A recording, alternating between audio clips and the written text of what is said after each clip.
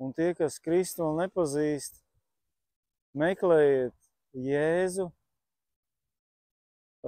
kamēr vēl var. Jo mums nepieder ne šodien, ne rītdien, ne vakardien. Laiks pieder Dievam. Un Jēkab 4. vēstulē 26. pantā tur ir teikts, jūsu dzīve ir tvaiks, un ja tas kungs atļaus, mēs darīsim to un to. Tā kā dzīve var jebkurā mirklī aprauties un nespēlēsimies ar savu mūžību, jo pēc cilvēka nāves tas ir tikai beigu sākums. Un ar cilvēku nāvu viss nebeidzās. Un ir divi dzīves ceļi. Vai nu cilvēks pēc nāves nonāk kopā ar Dievu mūžīgajā godībā, kur ir mūsu kungs un visi svētie, vai nu viņš nonāk ellē, ja viņš nav pieņēmis Kristus mīlestību un viņa upuri, ko viņš samaksāja Golgotā pie krusta. Un neviens nevarēs pateikt, ka viņš nav dzirdējis par Jēzu, jo Bībelē sacīts, ka tad, kad būs dzirdējuši evaņģēliju visas tautas, tad nāks gals. Tad arī mūsu kristiešu galvenais uzdevums ir sludināt evaņģēliju, kā ir sacīts Marka 16 no 15 uz augšu. Ejiet un sludiniet evaņģēliju visām tautām, tās kristīdam Tēva, Dēla un Svētā gara vārdā. Tad tu nes, mīļais brāl un māsa, pirmām kārtām, jā, mēs esam Dieva bērni. Un tikai tad mēs esam, kas esam, kurš celtnieks, kurš skolotājs, kurš apkopējs, kurš vēl kādas lietas dara. Bet to, ko mēs daram, lai mēs pagodinām Dievu, lai mēs strādājam kā priekš Dievu, lai mēs visu daram kā priekš Dievu.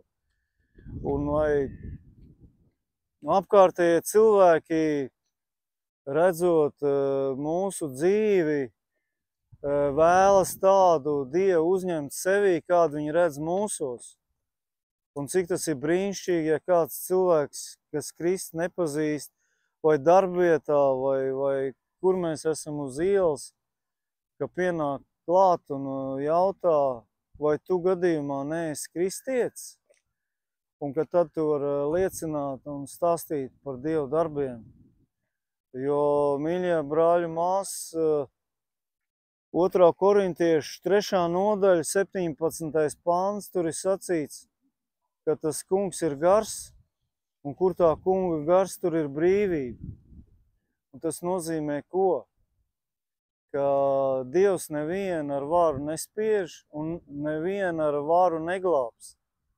Ja cilvēki negrib, tad Dievs viņus neglābs ar varu. Bet, lai ir tā ar mums, kad Dieva svētais gars ir tikai un vienīgi tas, kas pārliecina cilvēks par grēku, taisnību un tiesu un Golgātas krusta nopelnu, arī par viņu grēkiem pie krusta. Mēs nevienu nevaram pārliecināt. Bet tad, kad mēs Dievam lūdzam pēc labiem darbiem, mēs lūdzam pēc tā, ka tu, mīļais kungs, noliec manā ceļā cilvēks, kuriem tu gribi, lai šodien apliecina par tevi, tad viņš arī piešķir un dāvā tās iespējas.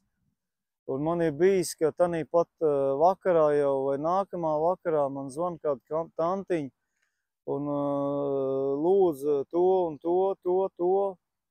Paldies tev, kungs, slavu tev, Jēzu. Jā, un paldies Dievam par katru žēlstības dienu, novērtēsim to, ko viņš mums dod. Sāksim ar tām mazām lietām, ar to pašu ūdeni krānā, ka mums ir, vai mēs katru dienu pateicamies par to, vai mēs pateicamies, ka mums ir gaiss, ko elpot, ka mums Latvijā nav kara, ka mums Dievs ir devis mājas, pajumu, ēdienu, bērns, mazbērns, ka mums vēl ir dot iespēju vēl šodien katram cilvēkam, kurš elpo, atgriezties no grēkiem, ka cilvēki vēl nav paņemti uz sodu vietu daudzi, bet vienā sekundē visā plašajā pasaulē pēc statistikas aptuveni mirst 3 cilvēki. tad nu vienā minūtē 180, vienā stundā pār pa 10 000, cik tad vienā dienā, cik vienā diennaktī, mēnesī, un kur katrs aiziet. Un ja tu, mīļais brāl un māsas, esi izglābts, es esmu izglābts, tad mēs nevaram vienaldzīgi noskatīties uz cilvēkiem, kas bradā uz elli.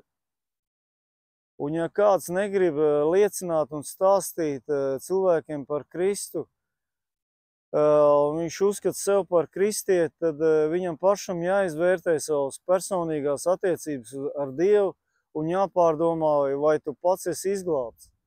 Jo Dievs savā vārdā saka, ka ja tu kaunēsies manis un mana vārda dēļ, tad es kaunēšos, kad es nākšu godībā jūsu dēļ, Tēva priekšā un svēto eņģeļu priekšā. Tā kā nekaunēsimies liecināt un neapraksim tās dāvanas, ko Dievs mums ir devis, un Dievam par slavu un godu tās pielietosim, un arī brāļiem un māsām par svētību. Lai tas nav tā kā ar to talentu vien aprakto zemē, ja, ka viņš aprak un nepavairoja. Tā kā viss gods Dievam, Dievs jūs mīl, un tas ir labākais, ar ko mēs varam likties gulēt. Zinot to, ka Dievs tevi ir izglābis, ka Dievs ir viss samaksājis par visiem grēkiem tavā vietā, manā vietā pie krusta. Viņam otrais nav jāiet, tas jādara. Bet tagad viss, kas ir nepieciešams, ir spērt tos mazos paklausības solīšus, ko Dievs no mums sagaida. Un noslēgumā pateikšu savu ticības pārliecību, kas ir mīlestība uz Dievu. Mīlestība uz Dievu ir paklausībā viņu priekšā staigāt un dzīvot. Paklausībā viņu priekšā staigāt un dzīvot. Un radikāla paklausība ir Salamāna pamācības 28.5, tur ir teikts, kas meklē to kungu, ievēro visu.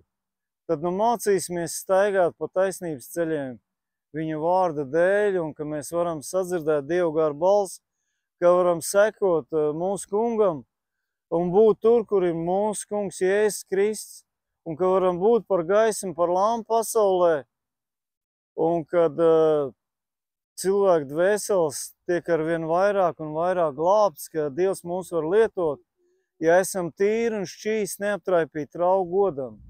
Un šķīstīsimies un turpināsim to darīt, jo mūsu kungs Jēzus Kristus pats ir svēts, un uz to arī mēs esam aicināti.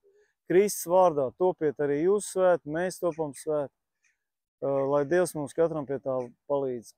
Kristus vārdā, amen.